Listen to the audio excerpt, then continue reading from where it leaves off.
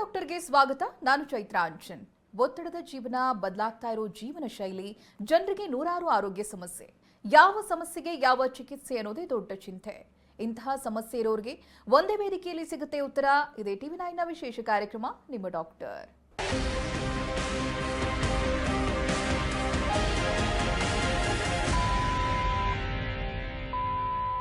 ಇವತ್ತಿನ ಕಾರ್ಯಕ್ರಮದಲ್ಲಿ premature ovarian failure ಹಾಗೆ ಪ್ಲೇಟ್ಲೆಟ್ ರಿಚ್ ಪ್ಲಾಸ್ಮಾ ಬಗ್ಗೆ ಒಂದಷ್ಟು ವಿಚಾರಗಳನ್ನು ತಿಳಿಯೋಣ.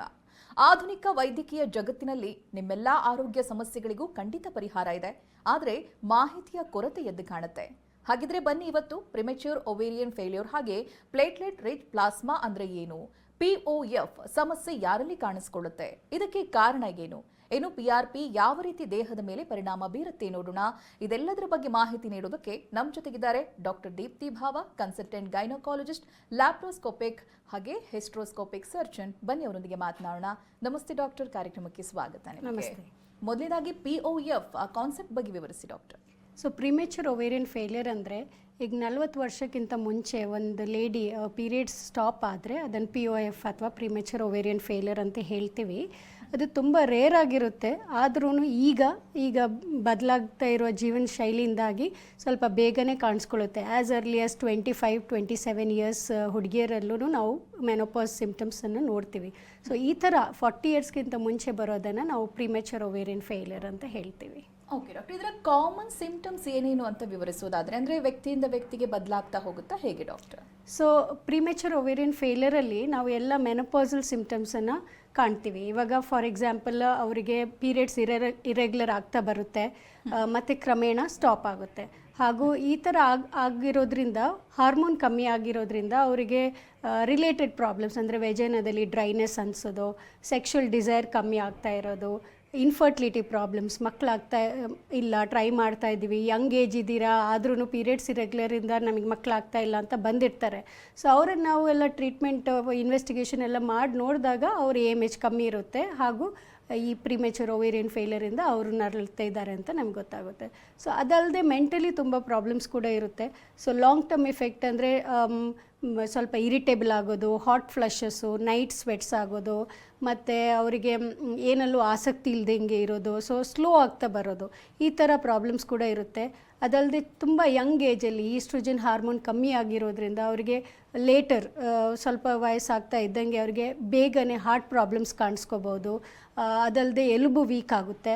ಸೊ ಆಸ್ಟಿಯೋಪೊರೋಸಿಸ್ ಅಂತ ಹೇಳ್ತೀವಿ. ಜನರಲಿ ಆಫ್ಟರ್ 50-60 ಇಯರ್ಸಲ್ಲಿ ಕಾಣಿಸ್ಕೊಳ್ಳೋ ಅಂಥ ರೋಗಗಳೆಲ್ಲ ಯಂಗ್ ಏಜಲ್ಲೇ ಕಾಣಿಸ್ಕೊಳ್ಬೋದು. ಸೊ ಇದೆಲ್ಲ ಪ್ರಾಬ್ಲಮ್ಸು ಸಿಂಪ್ಟಮ್ಸು ಯಂಗ್ ಏಜಲ್ಲೇ ಬರೋದು. ತುಂಬ ಮುಂದೆ ಅವರಿಗೆ ಅವರು ವಯಸ್ಸಾಗ್ತಾ ಇದ್ದಂಗೆ ಬೇಗ ಅವರಿಗೆ ಈ ಪ್ರಾಬ್ಲಮ್ಸ್ ಎಲ್ಲ ಬರುತ್ತೆ. ಸೊ ಇದರಿಂದಾಗಿ ಸ್ಕಿನ್ ಎಲ್ಲದರಲ್ಲೂ ಅವ್ರಿಗೆ ಪ್ರಾಬ್ಲಮ್ಸ್ ಬರುತ್ತೆ. ಓಕೆ ಡಾಕ್ಟರ್, ಇನ್ನು ಕಾರಣಗಳು ಬಹುಶಃ ತಿಳ್ಕೊಂಡ್ರೆ ಅದನ್ನು ಪ್ರಿವೆಂಟ್ ಮಾಡೋದು ಕೂಡ ಸುಲಭ ಆಗುತ್ತೆ ಜನರಿಗೆ ಅನ್ನುವಂಥದ್ದು. ಯಾವ್ಯಾವ ಕಾರಣಕ್ಕೆ POF ಕಾಣಿಸ್ಕೊಳ್ಳುತ್ತೆ ಅಂತ? ಸೊ ಅನ್ಫಾರ್ಚುನೇಟ್ಲಿ ಇದಕ್ಕೆ ಒಂದೇ ಕಾರಣ ಅಂತ ಹೇಳೋಕ್ಕಾಗಲ್ಲ. ಕೆಲವೊಂದು ಕಾರಣಗಳು ಜೆನೆಟಿಕ್ ಆಗಿರುತ್ತೆ. ಸೊ ಜೆನೆಟಿಕ್ ಆಗಿ ಅವ್ರ ಕ್ರೋಮೋಸೋಮಲ್ ಪ್ರಾಬ್ಲಮ್ಸ್, ಅವ್ರ ಬರ್ತಲ್ಲೇ ಬೈ ಬರ್ತು ಟರ್ನರ್ ಸಿಂಡ್ರೋಮು ಅಥವಾ ಫ್ರೈಜೈಲ್ ಎಗ್ ಸಿಂಡ್ರೋಮ್, ಈ ಥರ ಜೆನೆಟಿಕ್ ಪ್ರಾಬ್ಲಮ್ಸಿಂದಾಗಿ ಬರ್ಬೋದು. ಅದಲ್ಲದೆ ಟ್ಯೂಬರ್ಕ್ಲೋಸಿಸ್ ಅವ್ರಿಗೆ ಆಗಿದ್ದಿದ್ರೆ ಅವರಿಗೂ ಬೇಗ ಎಗ್ಸ್ ಡಿಪ್ಲೀಟ್ ಆಗುವಂಥ ಚಾನ್ಸಸ್ ಇದೆ. ಅದಲ್ಲದೆ ಕೆಲವೊಂದು ಪ್ರಾಬ್ಲಮ್ಸ್ ಇನ್ಫೆಕ್ಷನಿಂದ, ವೈರಲ್ ಇನ್ಫೆಕ್ಷನ್ ಕೂಡ ಆಗಿರ್ಬೋದು. ನಾವು ಯಾವುದೆಲ್ಲ ಪ್ರಿವೆಂಟ್ ಮಾಡ್ಬೋದು ಅಂತಂದರೆ, ಇವಾಗ ಸ್ಮೋಕಿಂಗಿಂದ, ಈಗ ತುಂಬ ಜನರು ಸ್ಮೋಕ್ ಮಾಡ್ತಾರೆ, ಸ್ಮೋಕಿಂಗು, ಪೊಲ್ಯೂಷನ್ನು, ನಾವೀಗ ಫರ್ಟಿಲೈಸರ್ ಯೂಸ್ ಮಾಡ್ತೀವಿ. ಸೊ ಇದು ಯಾವುದೇ ಕಾರಣದಿಂದಾಗಿಯೂ ಅವ್ರಿಗೆ ಬರೋದು. ಇನ್ನೊಂದು ತುಂಬಾ ಒಂದು ಸ್ಯಾಡ್ ಅಂತಂದರೆ ಸ್ಟ್ರೆಸ್ ರಿಲೇಟೆಡು. ಸ್ಟ್ರೆಸ್ ಇವಾಗ ಎಲ್ರಿಗೂ ಇರುತ್ತೆ, ಯಾರು ಎಷ್ಟು ಸ್ಟ್ರೆಸ್ ತಗೊಳ್ತೀವಿ ಅಂತ ಹೇಳೋಕ್ಕಾಗಲ್ಲ. So stress related AMH levels ಕಡಿಮೆ ಆಗೋದು ನಾವೀಗ ನೋಡ್ತಾ ಇದ್ದೀವಿ. ಯಾಕೆಂದರೆ ಅದರಲ್ಲಿ ನಮಗೆ ಒಂದು HPO ಆ್ಯಕ್ಸಿಸ್ ಅಂತ ಇರುತ್ತೆ. ಸೊ ಇದರಲ್ಲಿ ನಮ್ಮ ಬ್ರೈನಿಂದ ನಮ್ಮ ಅಡ್ರಿನಲ್ ಗ್ಲ್ಯಾಂಡಿಗೆ ಒಂಥರ ಸಿಗ್ನಲ್ ಹೋಗ್ತಾ ಇರುತ್ತೆ. ಸೊ ಸ್ಟ್ರೆಸ್ಸಿಂದಾಗಿ ಈ ಸಿಗ್ನಲ್ ಕಟ್ ಆಗುತ್ತೆ. ಅದರಿಂದಾಗಿ ಏನಾಗುತ್ತೆ, ಆ ಸ್ಟ್ರೆಸ್ ಹಾರ್ಮೋನ್ ನಮ್ಮ ಉತ್ಪತ್ತಿ ಆಗುವಂಥ ಎಗ್ಸ್ಗಳು ಅಥವಾ ಹಾರ್ಮೋನನ್ನು ಸ್ಟಾಪ್ ಮಾಡಿ ಅಂಥ ಪ್ರಾಬ್ಲಮ್ಸಿಂದಾಗಿ ಈಗ ಜಾಸ್ತಿ ನಮಗೆ ಪ್ರಿಮೆಚ್ಯೂರ್ ಓವೇರಿಯನ್ ಕಾಣ್ತಾ ಇದೆ. ಯಾಕೆಂದರೆ ಇಲ್ಲಂತಂದರೆ 1 in 1000 ಅಂತ ಹೇಳ್ಬೋದು ಇನ್ಸಿಡೆನ್ಸ್ ಇವಾಗ ಜಾಸ್ತಿ ಆಗ್ತಾ ಇದೆ. ಒಂದು 40 ಇಯರ್ಸ್ ಆಗುವಾಗ 1 in 1000, that is not very rare, but ಆದ್ರೂ ತುಂಬ ಕಡಿಮೆ ನೋಡ್ತಾ ಇದ್ವಿ. ಬಟ್ ಇವಾಗಿನ ಕಾಲದಲ್ಲಿ ನಾವು ಜಾಸ್ತಿ ಸ್ಪೆಷಲಿ ಇನ್ಫರ್ಟಿಲಿಟಿ ಸ್ಪೆಷಲಿಸ್ಟ್ ನಾವು ಜಾಸ್ತಿ ನೋಡ್ತಾ ಇದ್ದೀವಿ ಈ ಥರ ಪ್ರಾಬ್ಲಮ್ಸ್ಗಳೆಲ್ಲ ಯಂಗ್ ಗರ್ಲ್ಸಲ್ಲಿ. ಓಕೆ ಡಾಕ್ಟರ್, ಇನ್ನು POF ಅನ್ನು ಯಾವ ರೀತಿಯಾಗಿ ಡಯಾಗ್ನೋಸ್ ಮಾಡಲಾಗುತ್ತೆ, ಹಾಗೆ ಟ್ರೀಟ್ಮೆಂಟ್ ಆಪ್ಷನ್ಸ್ಗಳಿಗೆ ಏನೇನಿದೆ ಡಾಕ್ಟರ್? ಸೊ ಮೊದಲು ಏನು ಅಂತಂದರೆ ಅರ್ಲಿ ಡಯಾಗ್ನೋಸಿಸ್. ಈಗ ಅವ್ರು ಬರೋದೇ ತುಂಬ ಲೇಟಾಗಿ ಬರ್ತಾರೆ, ಆವಾಗ ಇದ್ದಿದ್ದು ಕೆಲವೊಂದು ಎಗ್ಸ್ ಕೂಡ ಡಿಪ್ಲೀಟ್ ಆಗಿ ಹೋಗುತ್ತೆ. ಈಗ ಎಗ್ಸ್ ಒಂದು ಹುಡುಗಿಯಲ್ಲಿ ನ್ಯಾಚುರಲ್ ಆಗಿ ಎವ್ರಿ ಮಂತ್ ಕಡಿಮೆ ಆಗ್ತಾ ಹೋಗುತ್ತೆ. ಅವರು ಫ್ರಮ್ ದ ಟೈಮ್ ಪ್ಯೂಬರ್ಟಿ ಆಗಿರೋದ್ರಿಂದ till menopause every year every month ಇಷ್ಟೊಂದು ಅಂತ ಡಿಪ್ಲೀಟ್ ಆಗ್ತಾ ಹೋಗುತ್ತೆ.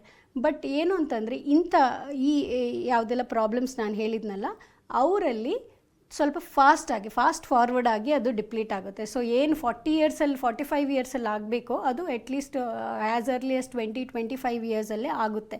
ಸೊ ಈ ಥರ ಇರೋರು ಪೀರಿಯಡ್ಸ್ ಇರೆಗ್ಯುಲರ್ ಆಗ್ತಾ ಬಂದಾಗ, ಅಥವಾ ಇನ್ಫರ್ಟಿಲಿಟಿ ಇಶ್ಯೂಸ್ ಇದೆ, ಅಥವಾ ಯಾರು ಪ್ರೆಗ್ನೆನ್ಸಿ ಲೇಟಾಗಿ ನಾವು ಪುಷ್ ಮಾಡಬೇಕು ಅಂತ ಇರ್ತಾರೆ, ಕೆರಿಯರು ಬೇರೆ ಏನಾದರೂ ರೀಸನ್ಸ್ ಇರ್ಬೋದು, ಅಂಥವರು ಬೇಗ ಬಂದು ಒಂದು ಟೆಸ್ಟ್ ಮಾಡಿಸೋದು ಇಂಪಾರ್ಟೆಂಟ್. ಯಾಕೆಂದರೆ ಅರ್ಲಿ ಡಯಾಗ್ನೋಸ್ ಮಾಡಿದರೆ ನಾವು ಏನು ಕಾರಣಗಳಿಂದ ಈ ಥರ ಆಗ್ತಾಯಿದೆ ಅದನ್ನೆಲ್ಲ ನಾವು ಅವಾಯ್ಡ್ ಮಾಡ್ಬೋದು. ಸೊ ಇನ್ನೊಂದು ಅಂತಂದರೆ ನಾವು ಸ್ಕ್ಯಾನಿಂಗ್ ಮಾಡ್ತೀವಿ, ಅಲ್ಟ್ರಾಸೌಂಡ್ ಮಾಡ್ತೀವಿ, ಅದರಲ್ಲಿ ಎಗ್ಸ್ ಕಡಿಮೆ ಇದೆಯಾ ಅಂತ ಒಂದು ಗೊತ್ತಾಗುತ್ತೆ. ಇನ್ನೊಂದು ಬ್ಲಡ್ ಟೆಸ್ಟ್ ಇರುತ್ತೆ, ಥೈರಾಯ್ಡು, ಪ್ರೊಲ್ಯಾಕ್ಟಿನು ಮತ್ತು AMH ಅಂತೆಲ್ಲ ಕೆಲವೊಂದು ಹಾರ್ಮೋನಲ್ ಟೆಸ್ಟ್ ಕೂಡ ಇರುತ್ತೆ.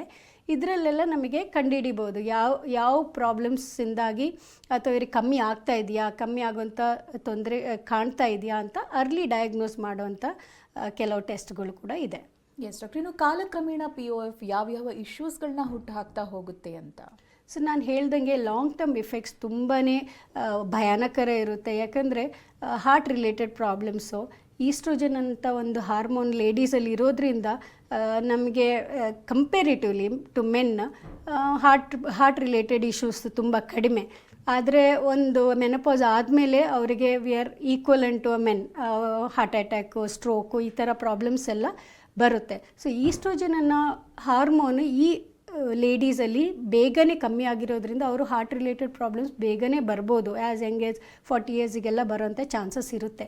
ಇನ್ನೊಂದು ಅಂತ ಹೇಳಿದರೆ ಮೇನ್ ಇಂಪಾರ್ಟೆಂಟು ಎಲುಬು ವೀಕ್ ಆಗ್ತಾ ಕ್ರಮೇಣ ಸ್ವಲ್ಪ ಚಿಕ್ಕದೊಂದು ಬಿದ್ದರೂ ಫ್ರ್ಯಾಕ್ಚರ್ ಆಗುವಂಥ ಪ್ರಾಬ್ಲಮ್ಸು ಈ ಥರದ್ದೆಲ್ಲ ಜಾಸ್ತಿ ಇರುತ್ತೆ ಇಂಥ ಲೇಡೀಸಲ್ಲಿ. ಸೊ ತುಂಬಾ ಇಂಪಾರ್ಟೆಂಟು ಅವರಿಗೆ ಹಾರ್ಮೋನಲ್ ರಿಪ್ಲೇಸ್ಮೆಂಟ್ ಕೊಡಬೇಕಾಗುತ್ತೆ. ಇದನ್ನು ಬೇಗ ಕಂಡುಹಿಡಿದು ಆದಷ್ಟು ನಾವು ಬೇಗ ಅದನ್ನು ಟ್ರೀಟ್ಮೆಂಟ್ ಮಾಡ್ಬೋದು. ಓಕೆ ಡಾಕ್ಟರ್, ಇನ್ನು POF ರಿವರ್ಸಲ್ ಟ್ರೀಟ್ಮೆಂಟ್ ಸಾಧ್ಯನಾ ಅಂತ? ಸೊ POF ಇಷ್ಟು ತನಕ ನಾವು ಅದನ್ನು ಯಾಕೆಂದರೆ ಇದು ಆಲ್ರೆಡಿ ಒಂದು ಮಗುವಾಗಿ ಹುಟ್ಟಿರುವಾಗಲೇ ಇಷ್ಟು ಎಗ್ಸ್ ಅಂತ ಒಂದು ಲೇಡಿಯಲ್ಲಿ ಇರುತ್ತೆ. ಆಮೇಲೆ ಅದು ಕ್ರಮೇಣ ನಾನು ಹೇಳ್ದಂಗೆ ಕಮ್ಮಿ ಆಗ್ತಾ ಹೋಗುತ್ತೆ. ಸೊ ಇಂಥ ಪೇಷಂಟ್ಗಳಲ್ಲಿ ನಾವು ರಿವರ್ಸ್ ಮಾಡ್ಬೋದಾ ಅಂತ ಹೇಳಿ ಈಗ ಕೆಲವೊಂದು ಹೊಸ ಟ್ರೀಟ್ಮೆಂಟ್ಸ್ ಬರ್ತಾ ಇದೆ, ನಾವು ರಿಸರ್ಚ್ ಮಾಡ್ತಾ ಇದ್ದೀವಿ. ಸೊ ಇಂಥವರಿಗೆ ನಾವು ಪ್ಲೇಟ್ಲೆಟ್ ರಿಚ್ ಪ್ಲಾಸ್ಮಾ ಅಥವಾ PRP ಅಂತ ಹೇಳುವಂಥ ಅವ್ರ ಸ್ವಂತವಾಗಿರೋ ಬ್ಲಡ್ ನಾವು ಹಾಕಿ ಗ್ರೋತ್ ಫ್ಯಾಕ್ಟರ್ಸ್ ಕೊಟ್ಟು ಈ ಥರ ನಾವು ಟ್ರೈ ಮಾಡ್ತಾ ಇದ್ದೀವಿ. ರಿಸಲ್ಟ್ಸ್ ಕೂಡ ಬರ್ತಾ ಇದೆ. ಅದಲ್ಲದೆ ಸ್ಟೆಮ್ ಸೆಲ್ಸ್ ಕೂಡ ಟ್ರೈ ಮಾಡಿದ್ದಾರೆ. ಸೊ ಈ ಥರ ಕೆಲವೊಂದು ಟ್ರೀಟ್ಮೆಂಟ್ ಇವಾಗ ಹೊಸದಾಗಿ ಬರ್ತಾ ಇದೆ, ವಿಚ್ ಲಾಂಗ್ ಟರ್ಮಲ್ಲಿ ಹೆಲ್ಪ್ ಆಗುತ್ತೆ ಅಂತ ಕಾಣುತ್ತೆ. Okay doctor, platelet rich plasma ಅಂತ ಹೇಳಿದ್ರೆ ಅದನ್ನು ವಿವರಿಸ್ಬೋದಾ? ಯಾವ ರೀತಿಯಾಗಿ ಅದು POFಗೆ ಹೆಲ್ಪ್ ಆಗುತ್ತೆ ಅಥವಾ ಫರ್ಟಿಲಿಟಿಗೆ ಹೆಲ್ಪ್ ಆಗುತ್ತೆ ಅಂತ? ಸೊ ಪ್ಲೇಟ್ಲೆಟ್ ರಿಚ್ ಪ್ಲಾಸ್ಮಾ ಅಂತಂದರೆ ಈಗ ಡೆಂಗು ಇದರಲ್ಲೆಲ್ಲ ನೀವು PRP ಅಂತ ಕೇಳಿರ್ತೀರ.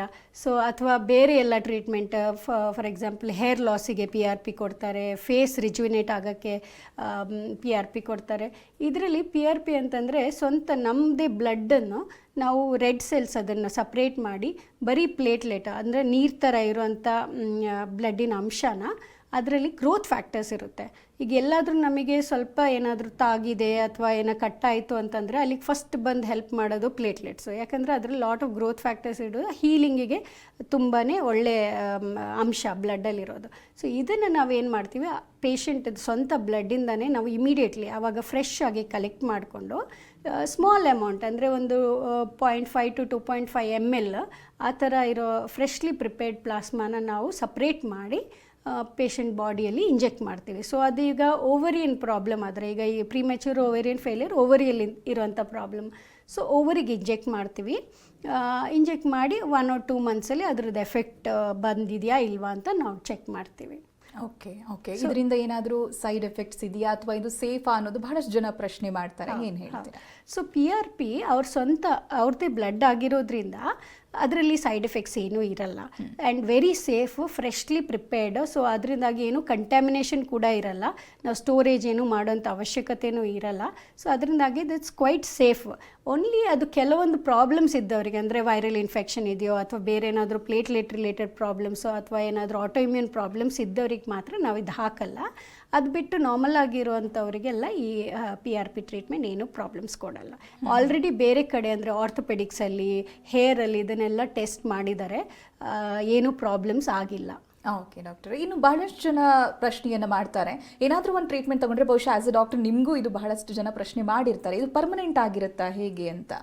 ಸೊ ನಾನು ಹೇಳ್ದಂಗೆ ಇದು ಹೊಸ ಟ್ರೀಟ್ಮೆಂಟ್ ಬಂದಿರೋದು, ನಾವೆಲ್ಲ ಇವಾಗ ಟ್ರೈ ಮಾಡ್ತಾ ಇದ್ದೀವಿ.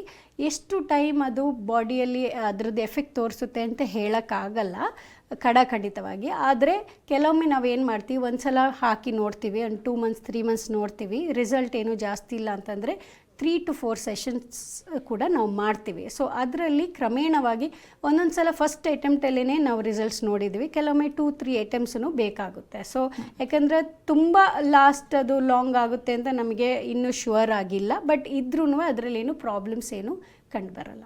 ಓಕೆ ಡಾಕ್ಟರ್, ಇನ್ನು PRP ಕಾಸ್ಮೆಟಿಕ್ ಯೂಸಸ್ಗಳೇನಾದರೂ ಇದೆಯಾ, ಯಾವ ರೀತಿಯಾಗಿ ಕೆಲಸ ಮಾಡುತ್ತೆ ಅಂತ? ಸೊ PRP ನಾನು ಹೇಳ್ದಂಗೆ ಅದರಲ್ಲಿ ತುಂಬ ಗ್ರೋತ್ ಫ್ಯಾಕ್ಟರ್ಸ್ ಇದೆ. ಅದು ಈಗ ಹೇರ್ ಲಾಸಲ್ಲಿ ಮತ್ತು ಮಂಡಿ ನೋವು ಆ ಥರ ಜಾಯಿಂಟ್ ಪೇನ್ಸ್ ಎಲ್ಲ ಇದ್ದ ಜಾಗದಲ್ಲಿ ರಿಜ್ಯುವಿನೇಟ್ ಮಾಡೋದಕ್ಕೆ, ಅಂದರೆ ಅದು ಹೊಸದಾಗಿ ಒಂದು ಇದನ್ನು ರಿಜ್ಯುವಿನೇಷನ್ ಅಂತ ಹೇಳ್ತೀವಿ.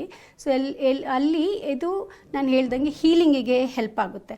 ಅದರಿಂದಾಗಿ ಹೀಲಿಂಗ್ ಆಗುವಂಥ ಜಾಗಕ್ಕೆ ಇದನ್ನು ಹಾಕಿದರೆ, ಸೊ ಕಾಸ್ಮೆಟಿಕ್ ಅಂತಕ್ಕಿಂತ ಆ್ಯಸ್ ಅ ಟ್ರೀಟ್ಮೆಂಟ್ ಅಂತ ಹೇಳ್ಬೋದು, ತುಂಬ ಕಡೆ ಯೂಸ್ ಆಗಿದೆ and definitely there is no side effects on that part. Yes, ಇವಾಗ ಅಡ್ವಾನ್ಸ್ ಟೆಕ್ನಾಲಜಿ, ಅಡ್ವಾನ್ಸ್ ಟ್ರೀಟ್ಮೆಂಟ್ ಬಗ್ಗೆ ನಾವು ಮಾತನಾಡಿದಾಗ ಇದು ಎಕ್ಸ್ಪೆನ್ಸಿವ್ ಅನ್ನೋದಾಗಿ ಒಂದು ಪ್ರಶ್ನೆ ಬರುತ್ತೆ. ಎಕ್ಸ್ಪೆನ್ಸಿವ್ ಇದು ನಿಜವಾಗ್ಲೂ ಅಂತ? PRP ಎಕ್ಸ್ಪೆನ್ಸಿವ್ ಏನಿಲ್ಲ, ಡೇ ಕೇರ್ ಆಗಿ ಮಾಡ್ತೀವಿ. ಬೆಳಿಗ್ಗೆ ಬಂದು ಸಾಯಂಕಾಲ ಅವ್ರವ್ರ ಕೆಲಸಕ್ಕೆ ಹೋಗ್ಬೋದು, ಮನೆಗೆ ಹೋಗ್ಬೋದು, ಆ ಥರ ಏನೂ ಪ್ರಾಬ್ಲಮ್ಸ್ ಬರಲ್ಲ. ಸೊ ಓವರಿಗೆ ಹಾಕೋದಾದರೆ ನಾವು ಇದನ್ನು ಲ್ಯಾಪ್ರೋಸ್ಕೋಪಿ ಮೂಲಕ ಹಾಕ್ತೀವಿ. ಸೊ ಅದಕ್ಕಾಗಿ ಬೆಳಿಗ್ಗೆಯಿಂದ ಸಾಯಂಕಾಲ ತನಕ ನಾವು ಅಬ್ಸರ್ವೇಷನಲ್ಲಿ ಇಟ್ಟಿರ್ತೀವಿ. ಆದರೆ procedure is hardly 20 minutes to half an hour ಅಷ್ಟೇ. ಇದರಿಂದಾಗಿ ಏನೂ ಸೈಡ್ ಎಫೆಕ್ಟ್ಸು ಇಲ್ಲ, ಲಾಂಗ್ ಟರ್ಮ್ ಎಫೆಕ್ಟೂ ಇಲ್ಲ, ಆ್ಯಂಡ್ ಸ್ವಂತದ ಅವ್ರದ್ದೇ ಆಗಿರೋದ್ರಿಂದ ಇದರಲ್ಲಿ ಎಕ್ಸ್ಪೆನ್ಸಸ್ಸೂ ತುಂಬ ಕಡಿಮೆ, ಅದರಲ್ಲಿ ಜಾಸ್ತಿ ಎಕ್ಸ್ಪೆನ್ಸ್ ಏನೂ ಬರಲ್ಲ. ಓಕೆ, POF ಆಗಿರ್ಬೋದು ಅಥವಾ PRP ಆಗಿರ್ಬೋದು, ಇದರ ಟ್ರೀಟ್ಮೆಂಟ್ ಜೊತೆಗೆ ಎಷ್ಟು ಸೆಷನ್ಸ್ ಬೇಕಾಗುತ್ತೆ, ಇವೆಲ್ಲದ್ರ ಬಗ್ಗೆ ಮಾತನಾಡೋಣ. ಡಾಕ್ಟರ್, ಅವಾಗಲೇ PRP ಬಗ್ಗೆ ಹೇಳ್ತಾ ಇದ್ರಿ, ಎಕ್ಸ್ಪೆನ್ಸಿವ್ ಅಲ್ಲ ಇದು, ಅಫೋರ್ಡ್ ಮಾಡ್ಬೋದು ಅಂತ. ಬಟ್ ಎಷ್ಟು ಸೆಷನ್ಸ್ಗಳು ಬೇಕಾಗ್ಬೋದು, ಎಷ್ಟು ಸಲ ಕನ್ಸಲ್ಟ್ ಮಾಡಬೇಕಾಗುತ್ತೆ, ಹೇಗೆ ಡಾಕ್ಟರ್? ಸೊ ನಾವು ಫಸ್ಟ್ ಇನ್ವೆಸ್ಟಿಗೇಷನ್ ಎಲ್ಲ ಮಾಡ್ತೀವಿ. ಇನ್ವೆಸ್ಟಿಗೇಷನ್ ಮಾಡಿ ಅವ್ರಿಗೆ ಏನು ಬೇರೆ ಪ್ರಾಬ್ಲಮ್ಸ್ ಏನೂ ಇಲ್ಲ, ಅವ್ರು ಸೇಫಾಗಿ PRPಗೆ ಹೋಗ್ಬೋದು ಅಂತಂದರೆ ನಾವೊಂದು ಇಮಿಡಿಯೇಟ್ಲಿ ಆಫ್ಟರ್ ಅವರ್ ಒಂದು ಪೀರಿಯಡ್ಸ್ ಬರದೇ ಇದ್ದವರಿಗೆ ಎನಿ ಟೈಮ್ ಮಾಡ್ಬೋದು. ಪೀರಿಯಡ್ಸ್ ಸ್ವಲ್ಪ ಬರೋವರಿಗೆ ಪೀರಿಯಡ್ಸ್ ಬಂದ ನಂತರ ಈ ಇನ್ಫರ್ಟಿಲಿಟಿ ಟ್ರೀಟ್ಮೆಂಟ್ ಮಾಡೋಕ್ಕಿಂತ ಮುಂಚೆ ಕೆಲವೊಮ್ಮೆ IVFಗೆ ಅಂತ ಬಂದಿರ್ತಾರೆ. ಆದರೆ ಆವಾಗ ನಾವು ಇದನ್ನು ನೋಡಿರ್ತೀವಿ, AMH ತುಂಬ ಲೋ ಇದೆ ಅಥವಾ ರಿಪೀಟೆಡ್ IVF ಮಾಡಿ ಕ್ವಾಲಿಟಿ ಚೆನ್ನಾಗಿಲ್ಲ ಅಂತ ಹೇಳಿರ್ತಾರೆ, ರಿಪೀಟೆಡ್ IVF ಫೇಲಿಯರ್ಸ್ ಆಗಿರುತ್ತೆ. ಅಂಥ ಪೇಷಂಟ್ಗಳಿಗೆ ನಾವು ಈ PRPಯನ್ನು ಹೇಳ್ತೀವಿ. ಸೊ ಅವರು ಒಂದು ದಿವಸ ಬಂದು ಇದನ್ನು ಮಾಡಿಕೊಂಡು ದೇ ಗೋ ಬ್ಯಾಕ್ ಅವ್ರವ್ರ ಕೆಲಸಕ್ಕೆ ಹೋಗ್ಬೋದು. ಸೊ 1 month ಲೇಟರ್ ಅಥವಾ 2 months ಲೇಟರ್ ನಾವು ಮತ್ತೆ ಹಾರ್ಮೋನ್ ಟೆಸ್ಟ್ ಮಾಡ್ತೀವಿ. ಇದ್ರದ್ದು ಹೇಗಿದೆ ರಿಸಲ್ಟು, ಅದನ್ನು ಇಂಪ್ರೂವ್ ಆಗಿದೆಯಾ ಅಥವಾ ಇನ್ನೊಂದು ಸೆಷನ್ ಬೇಕಾಗ್ಬೋದಾ ಅಂತ ಮತ್ತೆ ಅಸೆಸ್ ಮಾಡ್ತೀವಿ. ಸೊ ಅದರಲ್ಲಿ ಫಸ್ಟ್ ಸೆಷನಲ್ಲೇ ಕೆಲವೊಮ್ಮಿಗೆ ಇಂಪ್ರೂವ್ಮೆಂಟ್ ಕಂಡು ಬಂದಿರುತ್ತೆ. ಸೊ ಅಂಥ ಇದ್ದವರಿಗೆ ನಾವು ಆಮೇಲೆ ಇನ್ನೊಂದು ಸೆಷನ್ ಮಾಡುವಂಥ ಅವಶ್ಯಕೆ ಬರಲ್ಲ. ಈ ಥರ ಮಾಡಿರೋ ಎಷ್ಟೋ ಕೇಸ್ಗಳು PRPಗಿನ್ನ ಮುಂಚೆ IVF ಮಾಡಿದವ್ರ ಎಗ್ ಕ್ವಾಲಿಟಿನೂ PRP ಆದಮೇಲೆ ಮಾಡಿರೋ ಎಗ್ ಕ್ವಾಲಿಟಿಲೂ ತುಂಬ ಡಿಫ್ರೆನ್ಸ್ ಕಂಡಿರುತ್ತೆ. ಯಾಕಂದರೆ ಬಹುಶಃ ಬೆಟರ್ ಕ್ವಾಲಿಟಿ ಎಗ್ ಬಂದಿರ್ಬೋದು ಅಥವಾ ಗ್ರೋತ್ ಫ್ಯಾಕ್ಟ್ರಿಂದಾಗಿ ನಂಬರ್ಸ್ ಜಾಸ್ತಿ ಬಂದಿರ್ಬೋದು. ಇದು ಯಾವುದೇ ಕಾರಣಕ್ಕಾಗಿಯೂ ಮತ್ತೆ ಬಂದಿರೋ ಎಂಬ್ರಿಯೋ ಕ್ವಾಲಿಟಿಯಲ್ಲಿ ಪ್ರೆಗ್ನೆನ್ಸಿ ಚಾನ್ಸಸ್ ಜಾಸ್ತಿಯಾಗಿ ಕಂಡಿರುತ್ತೆ. ಓಕೆ ಡಾಕ್ಟರ್, ಇವಾಗಲೇ POF ಸಮಸ್ಯೆಯನ್ನು ಎದುರಿಸ್ತಾ ಇರುವಂಥ ಮಹಿಳೆಯರಿಗೆ ಏನು ಹೇಳೋಕ್ಕೆ ಇಷ್ಟಪಡ್ತೀರಾ? ಸೊ ಒಂದು, ಈಗ ನೀವು ಪ್ರೆಗ್ನೆನ್ಸಿ ಏನಾದರೂ ಕಾರಣಕ್ಕಾಗಿ ಲೇಟ್ ಮಾಡ್ತಾ ಇದ್ದೀರಾ ಅಥವಾ ಪೀರಿಯಡ್ಸ್ ಸ್ವಲ್ಪ ಇರೆಗ್ಯುಲರ್ ಆಗಿ ಬರ್ತಾ ಇದೆ, ಕಡಿಮೆ ಬ್ಲೀಡಿಂಗ್ ಆಗ್ತಾಯಿದೆ, ಅಥವಾ ನಿಮಗೆ ಏನಾದರೂ night irritability, night sweats, mood swings, ಈ ಥರ ಸೆಕ್ಷುವಲ್ ಡ್ರೈವ್ ಕಮ್ಮಿ ಆಗೋದು, ಇದು ಯಾವುದಾದ್ರೂ ಸಮಸ್ಯೆ ಇದ್ದರೆ ಆದಷ್ಟು ಬೇಗ ಒಂದು ಸಲ ಟೆಸ್ಟ್ ಮಾಡಿಸ್ಕೊಳ್ಳಿ. ಈ ಥರ ಇಲ್ಲ ಅಂತಂದರೆ ಈಗ ಏನಾಗುತ್ತೆ, ಕ್ರಮೇಣವಾಗಿ ಅದು ಕಮ್ಮಿನೂ ಆಗ್ಬೋದು, ಅಬ್ರಪ್ಟ್ ಆಗಿ ಕೂಡ ಸ್ಟಾಪ್ ಆಗ್ಬೋದು. ಆ ಥರ ನಿಮ್ಮ ಪ್ರೆಗ್ನೆನ್ಸಿ ಇವಾಗ ಬೇಡವೇ ಬೇಡ ಅಂತಿದ್ದಲ್ಲಿ ಎಗ್ ಫ್ರೀಸಿಂಗ್ ಆಪ್ಷನ್ ಕೂಡ ಇದೆ. ಸೊ ಅವರು ಫ್ರೀಸ್ ಮಾಡ್ಬೋದು, ಅವ್ರ ಎಗ್ಸನ್ನು ಫ್ರೀಸ್ ಮಾಡಿ ಲೇಟರ್ ಅವರಿಗೆ ಯಾವಾಗ ಅವ್ರ ಪ್ರೆಗ್ನೆನ್ಸಿ ಬೇಕು ಅಂತ ಅನಿಸುತ್ತೋ ಅವಾಗ ಬಂದು ಅವರು ಎಗ್ಗನ್ನು ಅವರು ಯೂಸ್ ಮಾಡ್ಬೋದು. ಇನ್ನು ಟ್ರೀಟ್ಮೆಂಟ್ ತೆಗೆದುಕೊಂಡ ನಂತರದಲ್ಲಿ ಎಷ್ಟೋ ಡಾಕ್ಟರ್ಸ್ಗಳು ಲೈಫ್ ಸ್ಟೈಲನ್ನು ಚೇಂಜ್ ಮಾಡ್ಕೊಳ್ಳಿ ಅಂತ ಹೇಳ್ತಾರೆ. ಇಲ್ಲೂ ಕೂಡ ಅದು ರಿಕ್ವೈರ್ಮೆಂಟ್ ಇದೆಯಾ? ಯಾವ ರೀತಿಯಾಗಿರಬೇಕು? ಡೆಫಿನೆಟ್ಲಿ ಇದೆ. ಈಗ ನಾವು ತುಂಬಾ ಓವರ್ ಎಕ್ಸಸೈಸು, ಓವರ್ ಡಯಟ್, ತುಂಬ ಡಯಟ್ ಕಾನ್ಷಿಯಸ್ ಆಗಿ ಅದು ತಿನ್ನಲ್ಲ ಇದು ತಿನ್ನಲ್ಲ ಅಂತ ಹೇಳಿ ನಮಗೆ ಬೇಕಾದಷ್ಟು ನ್ಯೂಟ್ರಿಷನ್ ಕೂಡ ನಾವು ತಿನ್ನಲ್ಲ. ಸೊ ಆ ಥರ ಬಾಡಿ ಒಂಥರ ಡಿಹೈಡ್ರೇಟ್ ಆಗಿಬಿಡುತ್ತೆ. ಈ ವೈಟಮಿನ್ಸ್ ಏನು ಇಲ್ಲದೆ ಇರೋದ್ರಿಂದ ನಾರ್ಮಲಾಗಿ ನಮಗೆ ಸ್ವಲ್ಪ ಕೊಲೆಸ್ಟ್ರಾಲು ಎಲ್ಲನೂ, ಈ ಹಾರ್ಮೋನ್ ಉತ್ಪತ್ತಿ ಆಗೋದಕ್ಕೂ ಸಮ್ ಅಮೌಂಟ್ ಆಫ್ ಕೊಲೆಸ್ಟ್ರಾಲ್ ಬೇಕಾಗಿರುತ್ತೆ ನಮ್ಮ ಬಾಡಿಯಲ್ಲಿ. ಸೊ ಅಷ್ಟೂ ನಾವು ಪ್ರೊವೈಡ್ ಮಾಡಿಲ್ಲ ಅಂದರೆ ಬಾಡಿ ಹಾರ್ಮೋನ್ಸ್ ಪ್ರೊಡ್ಯೂಸ್ ಮಾಡಲ್ಲ. ಸೊ ಅಂಥ ತುಂಬ ವೀಕ್ ಆಗಿರೋರಿಗೂ ಪೀರಿಯಡ್ಸ್ ಇರೆಗ್ಯುಲರ್ ಆಗುತ್ತೆ ಆ್ಯಂಡ್ EPOF ಸಮಸ್ಯೆ ಕಾಣಿಸ್ಕೊಳ್ಳುತ್ತೆ. ಅದರಿಂದಾಗಿ ನ್ಯೂಟ್ರಿಷನ್ ಅವಶ್ಯಕತೆ ಇದೆ. ನೋಡಿಕೊಂಡು ತುಂಬ ಜಾಸ್ತಿ ತಿನ್ನೋಕ್ಕಿಂತ ಏನು ತಿನ್ನದೇ ಇರೋದು ಅದೂ ತೊಂದರೆ. ಸೊ ಎರಡು ಕಡೆಯೂ ಸ್ವಲ್ಪ ಯೋಚನೆ ಮಾಡಿ ಒಂದು ಬ್ಯಾಲೆನ್ಸ್ಡ್ ಡಯಟ್ ಇದು ತುಂಬ ಇಂಪಾರ್ಟೆಂಟ್ ಅಂತ ಹೇಳ್ತೀವಿ. ಎಸ್ ಡಾಕ್ಟರ್, ಇವಾಗ ನಮ್ಮ ತಾಯಂದಿರ ಕಾಲದಲ್ಲಿ ಕೇಳದೆ ಇರದಂಥ ಕೆಲವೊಂದು ಕಾಯಿಲೆ ಹೆಸರನ್ನು ಕೇಳ್ತೀವಿ. ಫಾರ್ ಎಕ್ಸಾಂಪಲ್ POF ಇರ್ಬೋದು. ಯಾಕೆ ಹೆಚ್ಚಾಗಿ ಕಾಣಿಸ್ಕೊಳ್ತಾ ಇದೆ ಇವಾಗ ಅಂತ? ಸೊ ಇವಾಗಿನ ಒಂದು ಬದಲಾಗ್ತಾ ಇರೋ ಒಂದು ಜೀವನ ಶೈಲಿಯಿಂದ ಆಗಿರಬಹುದು. ಯಾಕಂದರೆ ಎಲ್ಲರೂ ಒಂದು ಸ್ಟ್ರೆಸ್ ಅಂತ ನಾವು ಗೊತ್ತಿಲ್ಲದೆ ಎಷ್ಟೋ ಸ್ಟ್ರೆಸ್ ತಗೋತೀವಿ, ಅದು ಇಂಡೈರೆಕ್ಟ್ಲಿ ನಮಗೆ ಪ್ರಾಬ್ಲಮ್ಸ್ ಕ್ರಿಯೇಟ್ ಮಾಡುತ್ತೆ. ಇನ್ನೊಂದು ಸ್ಲೀಪ್, ಟೈಮಿಗೆ ನಿದ್ದೆ ಮಾಡೋದು, ಟೈಮಿಗೆ ತಿಂಡಿ ಊಟ, ಇದೆಲ್ಲನೂ ನಮಗೆ ಬೇಕಾಗಿರೋವಂಥದ್ದು. ಅದಷ್ಟು ಮಾಡಿಲ್ಲ ಅಂದರೆ, ಯಾಕೆಂದರೆ ಕೆಲವೊಂದು ಹಾರ್ಮೋನ್ಗಳು ನಾವು ನಿದ್ದೆ ಮಾಡಿರುವಾಗ ಪ್ರೊಡ್ಯೂಸ್ ಆಗುತ್ತೆ. ಸೊ ನಾವು ನಿದ್ದೆ ಮಾಡಿಲ್ಲ ಅಥವಾ ಬೆಳಗಿನ ಜಾವ ನಿದ್ದೆ ಮಾಡ್ತೀವಿ, ಯಾವಾಗ ಲೈಟ್ ಇರುತ್ತೆ, ಆ ಲೈಟ್ ಇದ್ದಾಗ ಹಾರ್ಮೋನ್ ಪ್ರೊಡ್ಯೂಸ್ ಆಗಲ್ಲ. ಸೊ ಇದೆಲ್ಲ ರಾತ್ರಿ ಹೊತ್ತು ಯಾಕೆ ನಿದ್ರೆ ಮಾಡಬೇಕು ಮತ್ತು ಟೈಮಿಗೆ ಫುಡ್ ಯಾಕೆ ಇಂಪಾರ್ಟೆಂಟ್, ಇದೆಲ್ಲ ಕೆಲವೊಂದು ನಮ್ಮ ಹಾರ್ಮೋನ್ ಪ್ರೊಡ್ಯೂಸ್ ಆಗೋದಕ್ಕೆ ಇಂಪಾರ್ಟೆಂಟ್ ಆಗಿರುತ್ತೆ. ಸೊ ನಮ್ಮ ಈ ಥರ ಇರೋ ಇವಾಗಿದ್ದು ಒಂದು ಅರ್ಬನ್ ಲೈಫ್ ಸ್ಟೈಲಲ್ಲಿ ಈ ಥರ ಆಗಲ್ಲ. ಮತ್ತು ನಾವು ಫುಡ್ ತಿಂತಾ ಇರೋದ್ರಲ್ಲಿ ಎಲ್ಲದರಲ್ಲೂ ಸ್ವಲ್ಪ ಕಲ್ಮಶ ಇದೆ. ರೇಡಿಯೋಥೆರಪಿ ಅಥವಾ ಕೀಮೊಥೆರಪಿ ತಗೊಳ್ಳೋದ್ರಿಂದ ಏನಾಗುತ್ತೆ, ಅದು ಬಾಡಿಗೆ ಎಫೆಕ್ಟ್ ಆಗುತ್ತೆ. ಸೊ ಅವರಿಗೆ ಮುಂದೆ ಫರ್ಟಿಲಿಟಿ ಇಶ್ಯೂಸ್ ಬರೋವಂಥ ಪ್ರಾಬ್ಲಮ್ಸ್ ಇರ್ಬೋದು. ಸೊ ಇಂಥ ಪೇಷಂಟ್ಗಳೇನು ನಾವು ಯಾವಾಗಲೂ ಒಂದು ಕೌನ್ಸಿಲಿಂಗ್ ಕೊಡ್ತೀವಿ. ನೀವು ಟ್ರೀಟ್ಮೆಂಟ್ ತಗೊಳ್ಳೋಕ್ಕಿಂತ ಮುಂಚೆ ಒಂದು 15 days ಟೈಮ್ ಇದ್ದರೂ ಕೂಡ ನಿಮ್ಮ ಎಗ್ಗನ್ನು ನೀವು ಪ್ರಿಸರ್ವ್ ಮಾಡಿ, ಸ್ಪರ್ಮನ್ನು ಪ್ರಿಸರ್ವ್ ಮಾಡಿ. ಸೊ ಎಷ್ಟೋ ಜನಕ್ಕೆ ಇವಾಗ ಕ್ಯಾನ್ಸರ್ ಫ್ರೀ ಆಗ್ತಾರೆ. ಸೊ ಕ್ಯಾನ್ಸರ್ ಫ್ರೀ ಆದಮೇಲೆ 5 years ಆದಮೇಲೆ ನೀವು ನಿಮ್ಮ ಎಗ್ಸನ್ನು ಯೂಟಿಲೈಸ್ ಮಾಡ್ಬೋದು. ಸೊ ಅವರಿಗೂ ಮಕ್ಕಳಾಗುವಂಥ ಭಾಗ್ಯ, ಸ್ವಂತ ಮಕ್ಕಳು ಇಲ್ಲ ಅಂತಂದರೆ ಅವ್ರಿಗೆ ಡೋನರ್ ಪ್ರೋಗ್ರಾಮ್ ಹೋಗಬೇಕಾಗುತ್ತೆ. ಇನ್ನು ಸೆಕೆಂಡ್ರಿ ಇನ್ಫರ್ಟಿಲಿಟಿಯನ್ನು ಫೇಸ್ ಮಾಡ್ತಾ ಇರ್ತಾರಲ್ವ, ಅವರಿಗೆ ಈ PRP ಯೂಸ್ ಆಗುತ್ತಾ ಡೈರೆಕ್ಟ್ ಆಗಿ? ಹೇಗೆ? ಸೊ ಅದೇ ಹೇಳ್ದಂಗೆ ಸೆಕೆಂಡ್ರಿ PRP ಯಾವ ಕಾರಣಕ್ಕಾಗುತ್ತೆ ಅಂತ. ಕೆಲವರಿಗೆ ಈಗ ನಾನು ಹೇಳ್ದಂಗೆ PCOD ಪ್ರಾಬ್ಲಮ್ ಇರ್ಬೋದು ಅಥವಾ ಎಂಡೋಮೆಟ್ರಿಯೋಸಿಸ್ ಪ್ರಾಬ್ಲಮ್ ಇರ್ಬೋದು, ಅದು ಟೋಟಲಿ ಡಿಫ್ರೆಂಟ್. ಅದರಲ್ಲಿ PRP ಯೂಸ್ ಆಗಲ್ಲ. ಆದರೆ ಈಗ ಏನಾದರೂ ಅಬಾರ್ಷನ್ ಆಗಿದೆ ಅಥವಾ ಡೆಲಿವರಿ ಆದಮೇಲೆ ಯೂಟ್ರಸ್ ಲೈನಿಂಗ್ ಇನ್ಫೆಕ್ಷನ್ ಇರ್ಬೋದು. ಈಗ ವೆಜೈನಲ್ ಇನ್ಫೆಕ್ಷನ್ ಎಷ್ಟೋ ಜನಕ್ಕೆ ಕಾಣಿಸ್ಕೊಳ್ಳುತ್ತೆ. ಸೊ ಅಲ್ಲಿಂದ ಏನಾದರೂ ಇನ್ಫೆಕ್ಷನ್ ಆಗಿ ಯೂಟ್ರಸ್ ಲೈನಿಂಗ್ ಬ್ಲಾಕ್ ಆಗಿ, ಆಶರ್ಮೆಂಟ್ಸ್ ಅಂತ ಹೇಳ್ತೀವಿ. ಸೊ ಯೂಟ್ರಸ್ ಲೈನಿಂಗ್ ಅಂಟ್ಕೊಂಡಿರುತ್ತೆ. ಆ ಥರ ಇದ್ದಾಗ ರೆಗ್ಯುಲರಾಗಿ ಪೀರಿಯಡ್ಸ್ ಆಗಲ್ಲ ಅಥವಾ ತುಂಬ ಕಡಿಮೆ ಪೀರಿಯಡ್ಸ್ ಆಗುತ್ತೆ. ಸೊ ನಾವು ಅದನ್ನು ಹಿಸ್ಟೋಸ್ಕೋಪ್ ಹಾಕಿ ನೋಡಿ ಎಲ್ಲಾದರೂ ಸ್ಟಕ್ ಆಗಿದೆಯಾ ಅಂತ ನೋಡಿಬಿಟ್ಟು ಮೆಡಿಸಿನ್ಸ್ ಕೊಟ್ಟು ಆಮೇಲೆ PRP ಹಾಕಿದರೆ ಅವ್ರಿಗೆ ಡೆಫಿನೆಟ್ಲಿ ಯೂಸ್ ಆಗುತ್ತೆ. ಡಾಕ್ಟರ್, ಇವತ್ತಿನ ಕಾರ್ಯಕ್ರಮದಲ್ಲಿ POF ಹಾಗೆ PRP ಬಗ್ಗೆ ಸಾಕಷ್ಟು ವಿವರವಾಗಿ ಮಾಹಿತಿಯನ್ನು ತಿಳಿಸ್ಕೊಟ್ಟಿದ್ದೀರಾ. ಧನ್ಯವಾದಗಳು ನಿಮಗೆ. Thank you. ಇದುವರೆಗೆ ನಮ್ಮ ಜೊತೆಗಿದ್ದು ಡಾಕ್ಟರ್ ದೀಪ್ತಿ ಭಾವ. ನೇರ ಭೇಟಿಗಾಗಿರುವಂಥ ನಂಬರ್ ಹಾಗೆ ವಿಳಾಸವನ್ನು ನೋಟ್ ಮಾಡ್ಕೊಳ್ಳಿ. ಸ್ಪರ್ಶ್ ಹಾಸ್ಪಿಟಲ್, ಕಮಿಷನರ್ ಆಫೀಸ್ ಎದುರುಗಡೆ, number 146, Prestige opal, infantry road, Bengaluru 560001. ದೂರವಾಣಿ ಸಂಖ್ಯೆ 080612222000. Website www.sparshhospital.com. ಇದು ಈ ಹೊತ್ತಿನ ವಿಶೇಷ. ನಿರಂತರ ಸುದ್ದಿಗಾಗಿ ನೋಡ್ತಾ ಇರಿ TV9.